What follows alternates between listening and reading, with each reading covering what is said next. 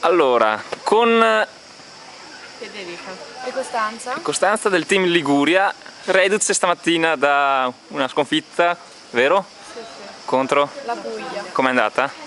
Abbiamo perso 3-0, però comunque alla fine siamo una squadra unita, quindi penseremo a domani.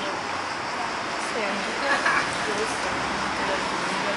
Ma vi state divertendo? Fate un po' di festa o... No, vabbè, è un'esperienza che comunque ci dobbiamo concentrare e cercare di puntare abbastanza in alto. Come obiettivo ci siamo date arrivare nelle prime ottave e speriamo di arrivarci. Pensiamo a domani dobbiamo giocare bene, dobbiamo vincere, poi si vedrà. Le solite cose, insomma.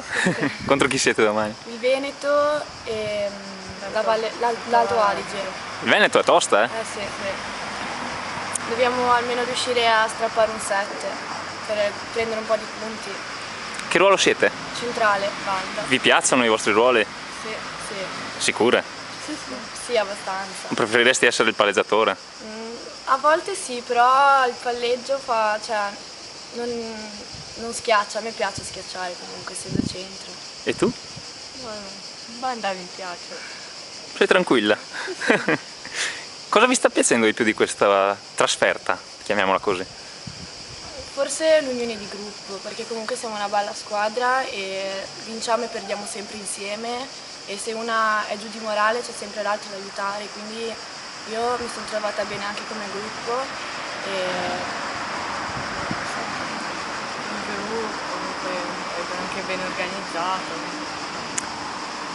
Avete un modello pallavolistico? la Righetti. La Velcova.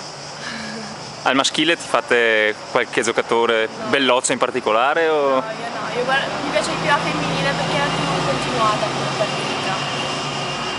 Nessuno in particolare. Cosa avete fatto oggi pomeriggio? Sono le 5:25.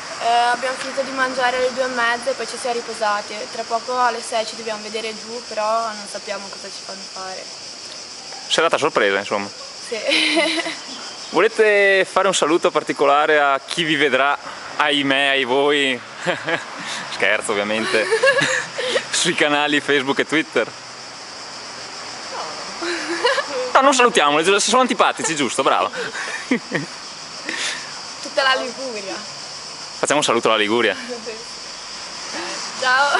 Ciao ragazzi, in bocca al lupo, divertitevi.